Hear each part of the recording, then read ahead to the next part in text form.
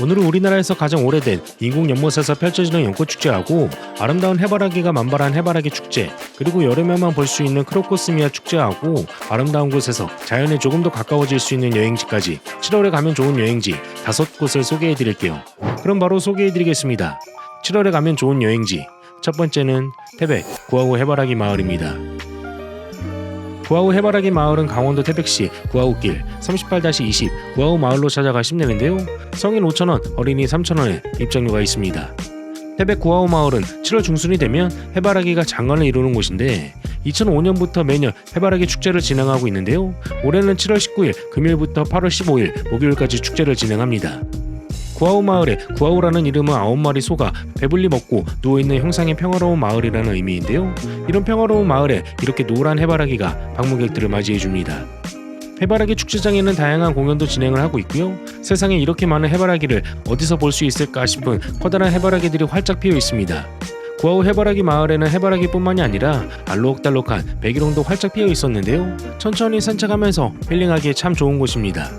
해바라기는 66,000여 제곱미터에 100만 송이가 꽉 차게 피어 있는데 키 큰 해바라기라서 해바라기와 나란히 사진 찍기에도 좋고요. 해바라기 군락 속에서 그림이나 조각 전시도 하고 있고 태백 숲체험 협동조합에서 진행하는 숲해설 프로그램에 참여할 수도 있습니다. 그리고 태백 해바라기 기름이나 각종 해바라기 액세서리를 구매하실 수도 있고요. 태백은 워낙에 고지대라서 한여름에 방문하셔도 비교적 서늘하게 구아우 해바라기 축제를 즐기실 수 있을 겁니다. 7월에 가볼 만한 여행지를 찾으신다면 여름의 대표적인 꽃 해바라기를 즐길 수 있는 해바라기 축제 구아우 마을에도 꼭 가보시기 바랍니다. 7월 여행지 두 번째는 부여 서동 연꽃 축제입니다. 부여 서동 연꽃 축제는 충청남도 부여군 부여읍 국남로 52로 찾아가시면 되는데요. 입장료는 없습니다. 앞에서는 해바라기 축제를 소개해드렸는데 7월의 대표적인 꽃 중에 하나가 연꽃인데요. 국남지에서 부여 서동 연꽃 축제가 개최됩니다. 올해는 2024년 7월 5일 금요일부터 7월 7일 일요일까지 부여 서동 연꽃 축제가 열리는데 올해로 22회를 맞는 충남 부여의 대표적인 축제이기도 합니다. 축제가 열리는 국남지는 우리나라에서 가장 오래된 인공 연못이기도 한데요. 백제 무왕 당시 국남쪽의 연못을 팠다는 삼국사기의 기록이 남아있기도 한 곳입니다. 이곳은 백제의 별국 연못인데요. 7월이 되면 홍련이나 백년, 수련, 가시연 등의 갖가지 연꽃이 활짝 피어나서 보는 이로 하여금 눈길을 사로잡는 곳입니다. 사실 연꽃은 이른 아침에 활짝 피는 꽃이라서 연꽃을 즐기시려면 아침 일찍 방문하시는 걸 추천해드리는데요. 부여 서동 연꽃 축제 기간에는 국남지가 이렇게 화려하게 꾸며져 있어서 저녁에 가셔도 상당히 볼만하실 겁니다. 국남지 곳곳이 화려한 포토존으로 꾸며져 있어서 사진 찍기에도 좋고 다양한 공연도 준비되어 있어서 공연을 보면서 힐링할 수도 있습니다. 저는 비가 좀 내린 날 방문했는데 그래도 많은 분들이 축제를 즐기고 계시더라고요.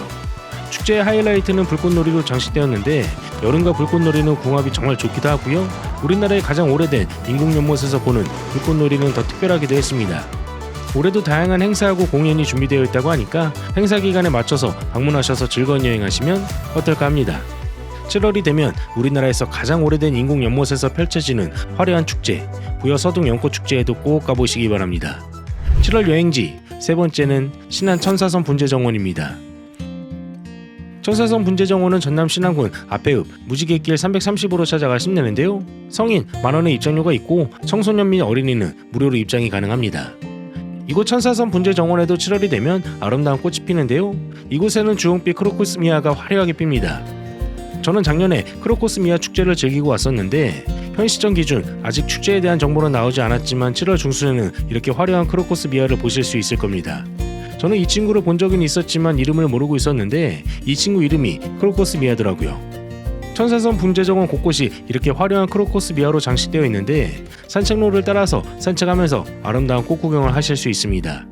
이곳에는 곳곳에 포토존도 마련되어 있어서 포토존에서 사진도 찍을 수 있고 산책로를 따라가다 보면 카멜리아 전망대 쉼터가 있는데요. 이곳에서 저 멀리 신안 앞바다도 감상하실 수 있습니다. 천사섬 분재정원은 5천만 평의 넓은 바다 정원하고 체험학습 공간으로 구성된 상당히 넓은 정원이기도 하고요.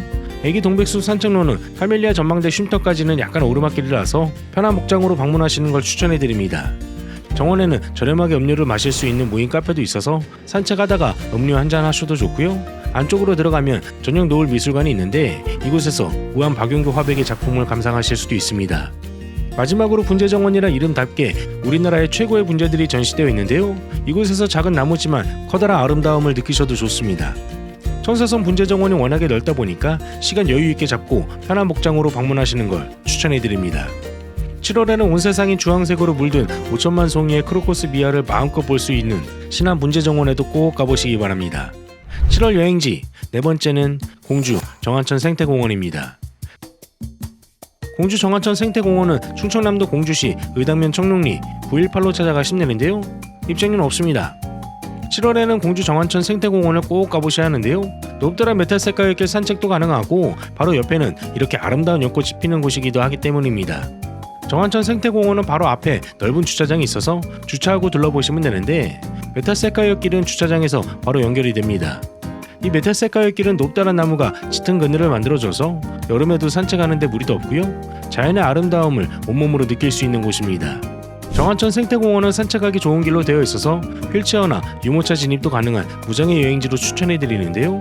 무장애 여행지일 뿐만이 아니고요. 반려견 동반도 가능한 곳이라서 반려견과 같이 산책하실 수도 있습니다. 정안천 생태공원의 메탈색깔길은 산책로가 워낙에 잘 조성되어 있어서 어린아이와 같이 산책을 나오신 분도 계셨고 실제로 휠체어를 타고 오신 분들도 계셨습니다. 이렇게 잘 가꾸어진 메탈색깔길을 무료로 이용할 수 있는 장점도 있는데 산책로를 따라가다 보면 앉아서 쉴 수 있는 곳도 있어서 잠시 앉아서 선선한 바람을 쐴 수도 있고요. 메탈색깔길 산책을 하셨으면 이번에는 생태 연못에 피어있는 아름다운 연꽃을 감상하시면 되는데요.